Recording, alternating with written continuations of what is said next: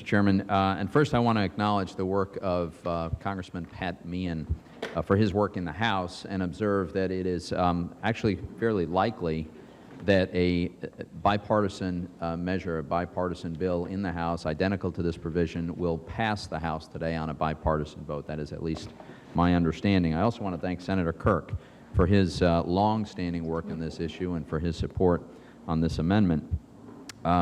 Mr. Chairman, what this amendment does is it says that the sanctions on Iran may not be lifted until Iran pays all the judgments owed to Americans for the acts of terror that Iran's regime has committed against Americans.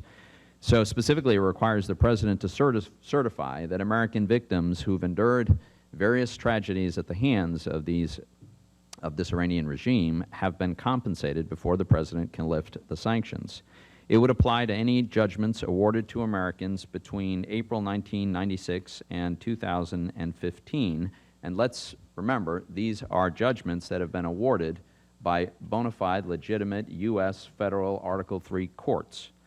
And let's be clear, when these sanctions, if the sanctions are lifted, Iran will receive many tens of billions of dollars very nearly immediately. And we know, and the administration acknowledges, some of that money will be used to continue to fund the terrorist activities around the world that Iran routinely funds. It seems to me before Iran can receive those monies, at least, they ought to be made to comply with the U.S. court rulings to pay judgments to the victims of this very regime. To date, American courts have awarded $43.5 billion in damages to American victims and families, and several of those victims reside in Pennsylvania, as I'm sure they reside in all of our states. Benjamin Blutstein of Susquehanna Township in Pennsylvania was a 25-year-old student at Hebrew University, killed in a July 2002 bombing. His family is part of a $655 million judgment. Joseph Sicipio of Norristown, Pennsylvania, was abducted on American University of Beirut's campus in 1986, held hostage for 5 years.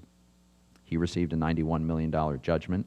Gail Belkin of Monroeville, Pennsylvania, was killed by a suicide bombing in Jerusalem while she was shopping for a wedding dress with her mother, and her daughter and her family got an $18.5 million judgment. None of these, of course, have been honored by the Iranian regime.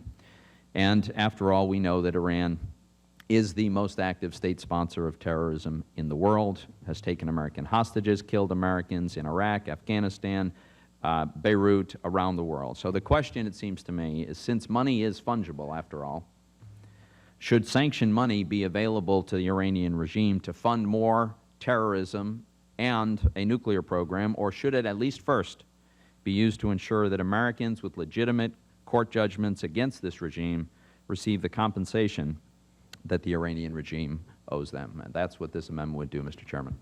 Senator Brown.